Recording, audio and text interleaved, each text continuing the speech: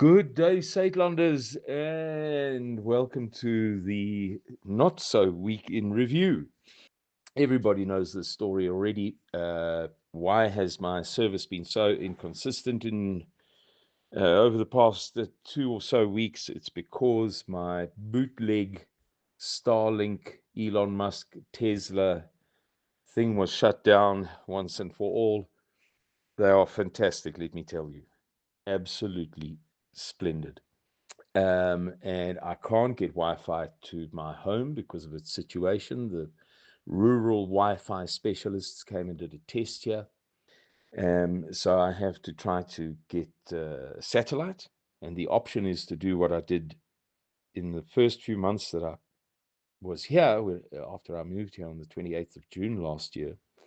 And that is to drive in and out to the Dorp, which is 19 kilometers away. And I can't do that anymore. The cost is just too prohibitive. I bent over backwards last year, and it's not an option. So I'm recording this here because I don't have internet. I'm sitting on my stoep. I'm not using the professional camera and microphone and what have you because I can't upload from here. But if I do a nice and easy little voice note, that can be made into a video by Arnold, who does the good work. If I do a video rather than a WhatsApp voice note, the file size is becomes big. Now, that sounds a bit ridiculous because you should be able to upload almost anything from your phone, if I recorded it on my phone, to YouTube. But we've been through this. Arnold and I have jumped through hoops like a border collie at a dog show. And for some or other reason, we just haven't been able to get it right. Between media fire and you send it and we send it, and believe me, we have tried. Anyway, enough of the sob story. I'll get satellite just as soon as I can, and then normal service will be resumed. I thought that you might be interested in hearing a follow-up to the voice note that I did on the timeline calendar of those organizations or those entities, those peoples who are right now working towards hastening the coming of the Messiah or bringing the Messiah. Namely, that is to say, this follow-up is namely a little description of who they believe the Messiah to be. Once again, I remind you, this is not a strictly Jewish thing at all.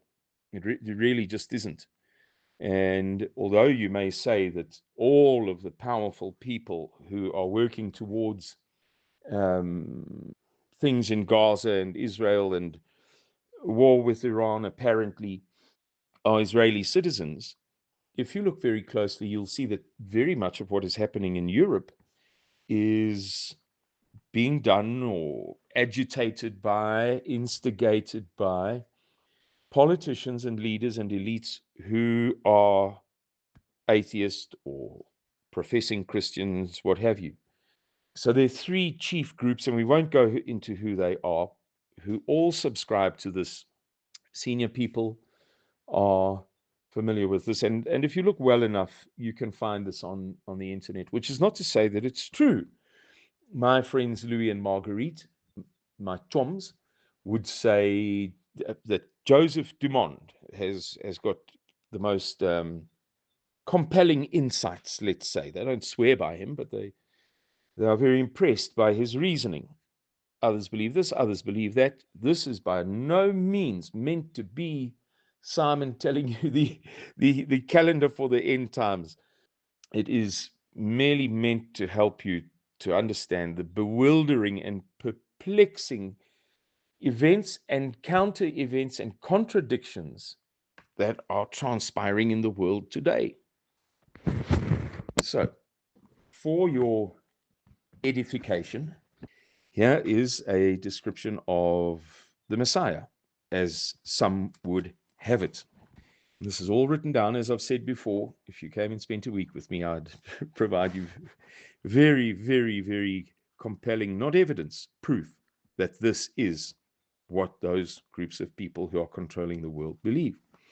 And I've described in the previous video that the the final cataclysmic war has to happen this year to ensure that the Messiah comes this year, and that the war can't happen next year because it will be too late in terms of the 28 epochs. It means that the war would take place during that time of peace, as described in chapter 3 of the book of Ecclesiastes, not Ecclesiasticus, Ecclesiastes.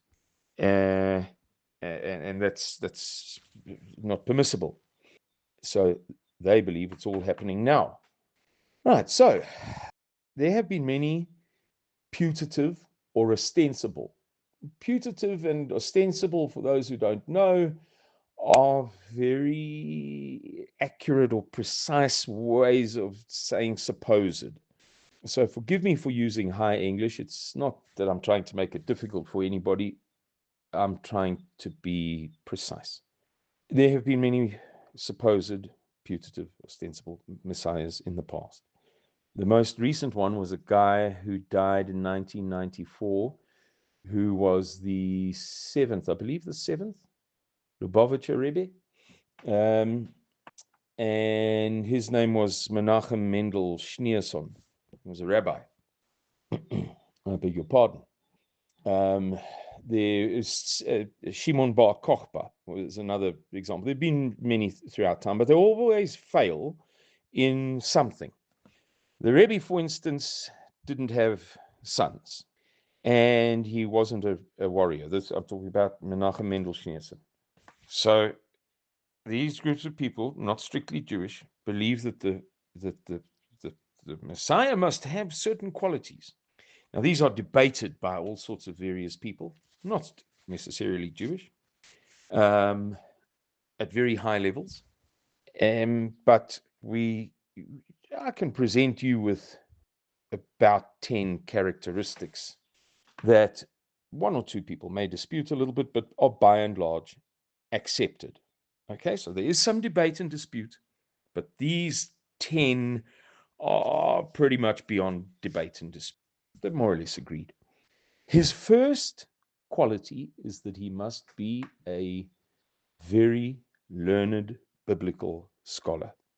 Very, very, very, very, very. Not just another dude who thinks he knows everything because he read a verse. Number two, he must be a warrior, a bona fide, genuine warrior, an actual warrior, not Kamstach, not he never killed anybody. No, he must be a killer warrior, the real McCoy. Number three is that he must be a musician, must be able to play music. And in fact, there's a guy at the moment called Shlomo Ben Yehuda, who is believed by many people, he's an ultra-Orthodox Jew in Israel, to be the Messiah, that he's the guy who's going to be announced during the time of this great war, and he's going to rebuild the temple because he plays such beautiful music. But he doesn't fit two of the criteria. That is to say, he's not a warrior, and he doesn't possess the attribute number 5 that we'll come to. So we've been through biblical scholar, warrior, musician, like Shlomo Ben Yehuda, and he must be married with sons. And number 5, he must be a penitent. He must have been a wicked man who repented. Okay, and he must reestablish the Davidic dynasty. In other words, he must come from the line of David. He must rebuild the temple. He must regather the people of Israel in Israel. That's according to the Rambam. The Rambam is Moshe ben Maimon. Moses ben Maimonides, Moshe ben Maimon, the Rambam, in a book called, it doesn't matter, Hilchot Melachim, doesn't matter. He must fight God's wars, and he must rule for 40 years. He does not have to be a miracle worker. He is a man, not a god or a demigod. He is only a David-like character. In the Bible, there's no suggestion David is described as the son of God, but nobody takes that to mean that he was conceived by divine, I hesitate to use a word, far be it from me to, yes, if I don't have the right word, I'd rather not use the wrong one in such a connection, that he was not conceived divinely. Now, there's a complication to this. And again, this has no necessary value for you and me, except insofar as these great elites believe this, and they are working according to it. So you needn't buy in, but hopefully this will give you a window onto a panoramic view of what is going on in the world. Looking through this prism, you will be able to understand all of the things playing out beyond the window, the huge events, such as this insistence about going to war with Iran over a nuclear weapon, which all of the US intelligence community agrees they don't have and are not trying to get, and which the International Atomic Energy Agency, having done countless inspections, insist they do not have, they're not trying to get, and they don't want, for various very particular reasons. You can listen to experts like John Mearsheimer and others explain that in videos on YouTube. There are very, very good reasons why they don't want a nuclear weapon, although some, like John Mearsheimer, say they should have got one a long time ago, because then they would be in North Korea's position. It's worked well for North Korea. So I think there's, I said there was a complication. I beg your pardon for digressing.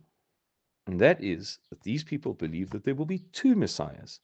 One is called, for simple terms, Ben Joseph, and the other Ben David. And the one may die.